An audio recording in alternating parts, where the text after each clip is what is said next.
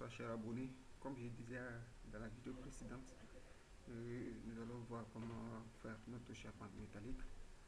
Pour cela, nous avons plusieurs méthodes, soit à travers robot ou le logiciel par insertion, soit nous pouvons faire notre modélisation dans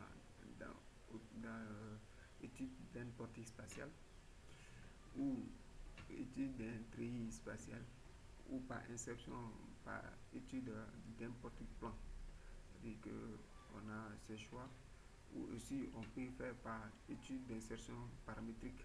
C'est-à-dire soit on a, avec l'étude section paramétrique, on a déjà un modèle de charpente sur lequel on peut insérer et avoir rapidement les dimensions, les différentes structures. Pour cela, voilà, vous avez tous ces choix d'insertion. Pour nous, on va faire par étude portique spatiale dans le but de faire assimiler de manière simple la compréhension de comment faire les études. Comme je disais dans la vidéo précédente, nous avons une charpente ou un entrepôt dans les espacements à faire. On a 8, on a 7 mètres 2 et 8 mètres, 7 mètres 205 et 8 mètres 425 comme espacement de manière espacement constante qui fait 8 mètres 425 ou 8425 mm d'espacement entre nos éléments suivant le long pan. Et par contre, suivant le pignon, suivant la portique pignon, nous avons l'espacement qui fait 7 mètres 463 alors, comme étant l'espacement entre les potelets. Nous avons pour notre cas la hauteur de la petite hauteur fait 8 mètres et la hauteur au niveau de la panne fêtière faire la hauteur de poutre fait 8 mètres et la hauteur pour la panne fêtière fait 10 mètres, 10 mètres 55. Donc pour cela, nous allons venir dans le robot. On va faire insertion au niveau des axes. On va faire au niveau des axes. Au niveau des axes, nous avons à travers le X, nous sommes à une charpente à deux versants. Nous sommes à deux versants. On a la totale faire. On a 6 mètres. On va mettre la valeur 748. 7, on a 7, pour X, c'est-à-dire on va faire pour nombre de répétitions, c'est-à-dire que on a 7,49. On peut prendre millimètres. 7,46 mètres pour une répétition qui fait 1, 2, 3, 4, 5, 6. Voilà, on a 6, 1, 2, 3, 4, 5, 6. C'est comme on a comme des portiques. On va se trouver avec on a 5 potelets, voilà, qui sont là 1, 2, 3, 4, 5. On a 5 potelets. C'est-à-dire l'espacement entre les potelets fait 7 mètres 46. Donc pour notre cas, on va venir dans le robot. On va aller de répétition 1, 2, 3, 4, 5. Parce qu'on a comme un axe,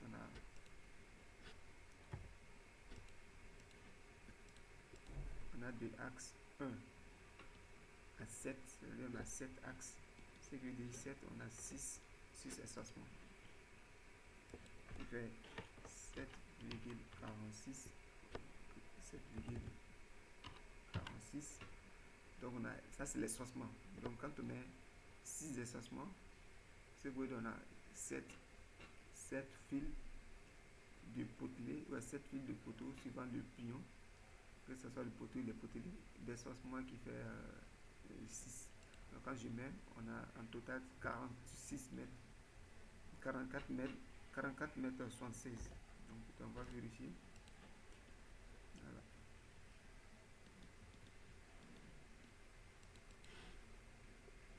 44 mètres, 7 mètres 46.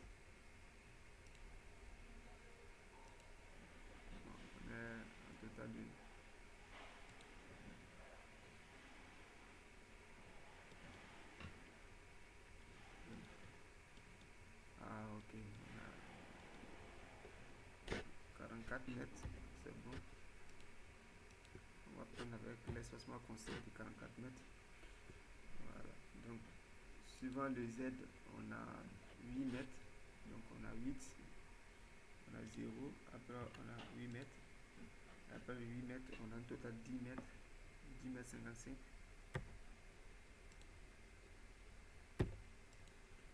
On a une hauteur de 10 mètres.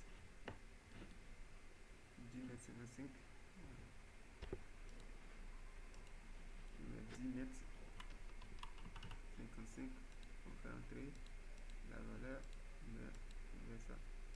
Donc du coup, déjà, on a la forme de notre entrepôt suivant le portique pignon. Donc pour cela, on va modéliser nos poteaux. Voilà, on va partir avec un modèle simple. Pour mettre ça après, on peut modifier. Voilà, IPE 100, pas un problème.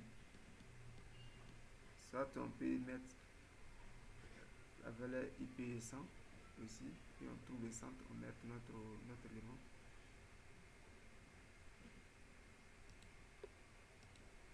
IPE 100, voilà.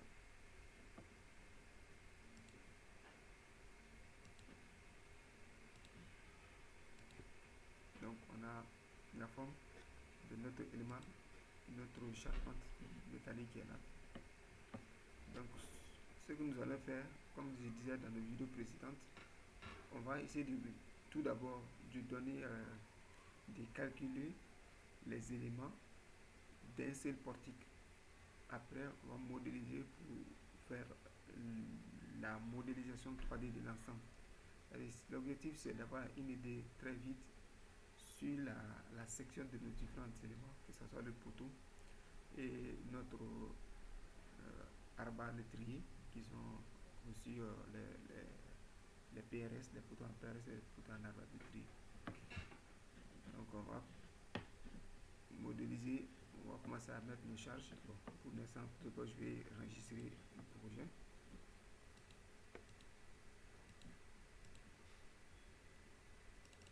YouTube, en métallique.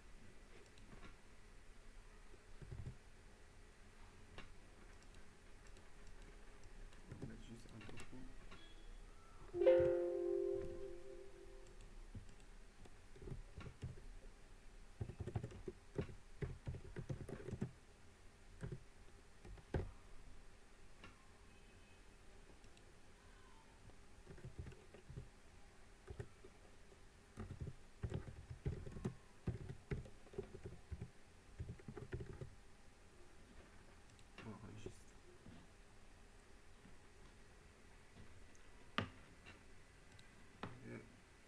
Bon, pour les appuis, nous allons voir après à peu près pour bien comprendre les différents types d'appuis sur les charpentes, parce que c'est très important. Quand nous sommes en appui simple, quand est-ce que nous sommes en appui encastré, quand est-ce que nous sommes en appui rotulé. Bon, cela est déterminant pour la section de nos différents éléments. Voilà. Ça détermine l'assemblage de nos différents éléments. Quand nous sommes en appui rotulé, quand nous sommes en appui encastré, ça détermine le mode d'assemblage au niveau des pieds, la section des poteaux, la section des semelles, des massifs et des semelles sous nos poteaux, et même la section de nos poteaux et de nos arballeteries. Donc les appuis sont très importants pour pouvoir bien définir. Voilà. Donc l'ingénieur ou le technicien qui fait la construction doit bien comprendre les différents types d'appuis. Voilà, quand est-ce qu'il faut les mettre. Quand il y a des rotules, voilà, peut-être il faut plus de contreventement par rapport aux éléments qui sont encastrés. Ce qui permet de déterminer la forme du moment, comme on a tous vu, voilà, dans les différents cours, comment se passe quand un élément est rotulé, comment se présente le moment de l'élément. Voilà, c'est déformation. Et quand il n'est pas rotulé et qu'il est encastré, comment ça se présente. Donc ces efforts de déformation sont aussi très importants, qui déterminent en fait la section de nos profils que nous allons utiliser. Bon, tout comme faire, le choix aussi revient au concepteur, de choisir quel type d'appui qu'il choisit pour son ouvrage.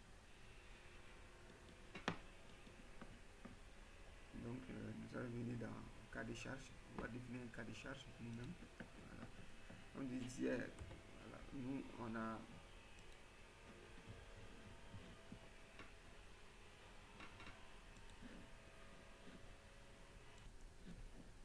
comme je disais, pour toute étude, que ce soit en charpement métallique, en béton armé, il faut une hypothèse.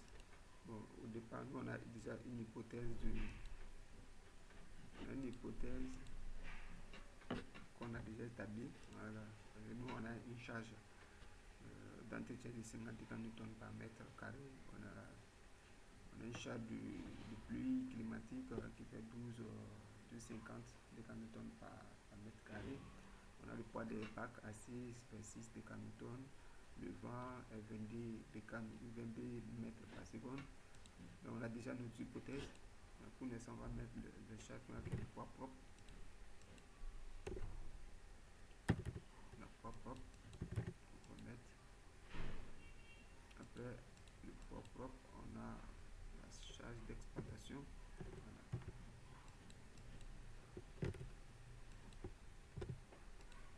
Après, on a la pluie. Voilà. On a la pluie. Et aussi, on peut mettre la pluie aussi. C'est accidentel. Voilà. Pour l'instant, on va pas la pluie. On va générer la pluie. La charge de rotation du vent à force tôle bac. Voilà. Ici, on a la tôle. Il fait partie du poids permanent. Donc, on a notre charge d'exploitation, notre poids propre et la tôle.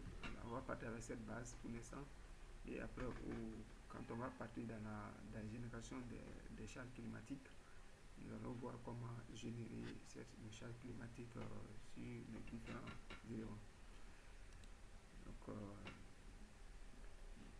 on a cette charge climatique. On a la charge d'exploitation fait 6 décanewtons. Vu qu'on a un espacement on va prendre 8 mètres, on va partir à 8 mètres. Bien vrai qu'au départ, on a déjà l'espacement qui fait 8,42. Voilà. 8,42. Il fait 8,42. On va laisser dans 8,42. Donc on diminue. Bon, on va laisser dans les 8,42. Donc 8,42. Donc quand on a 6 pour chaque déplacement qui fait 50 décanewtons, on a 8,42. Pour mettre une charge de rotation de 50 décanewtons par mètre carré sur notre élément, on vient dans 2Z, on a 50 multiplié par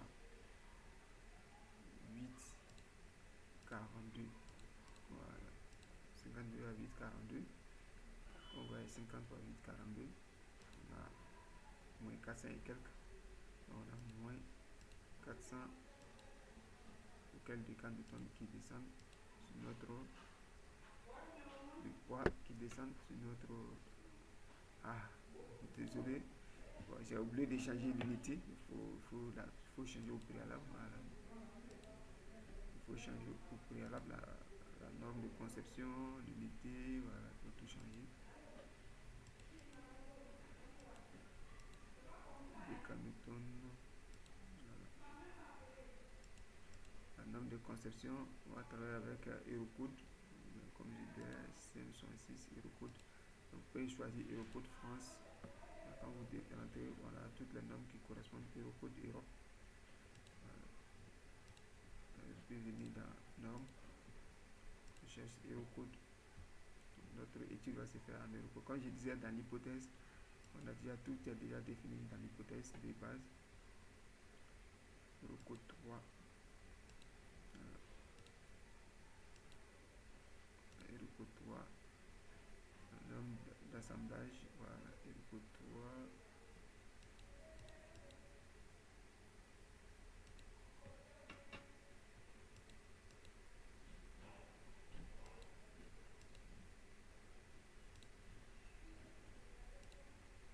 Donc,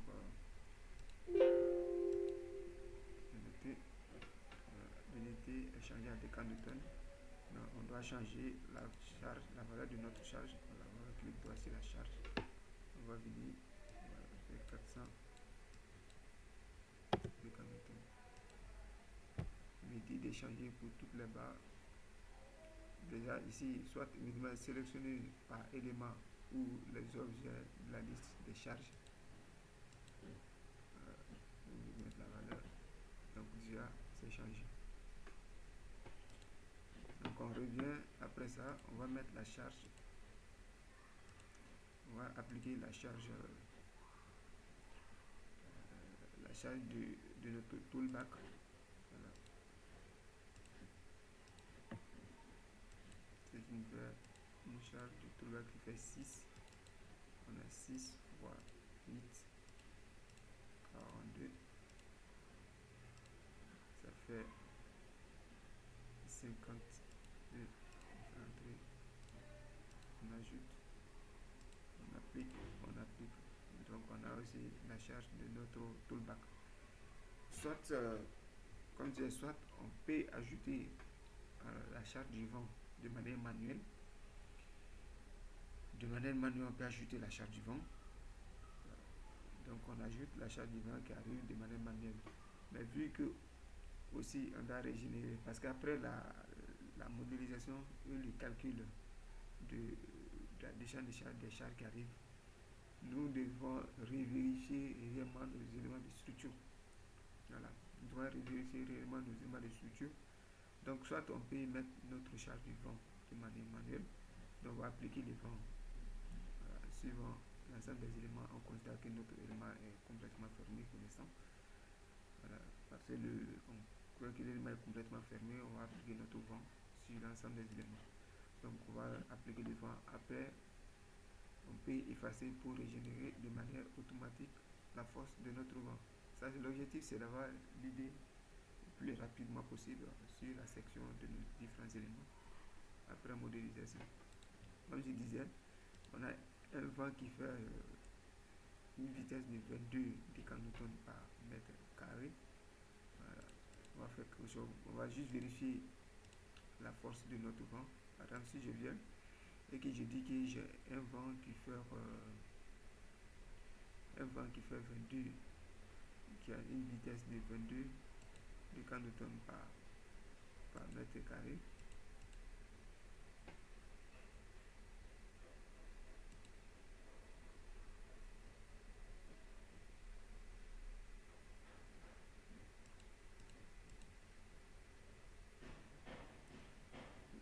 Décannotons par mètre carré.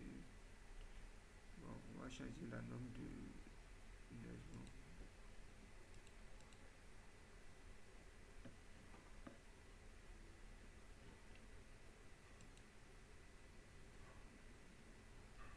On va mettre on va changer la norme. On va changer la norme du vent.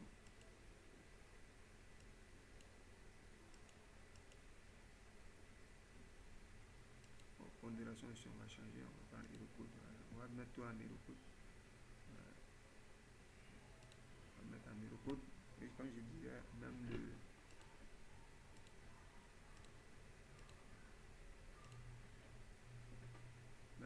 la norme du vent, on va changer, on va mettre dans Bayel. Enfin, en Eurocode 3. Eurocode France, Eurocode.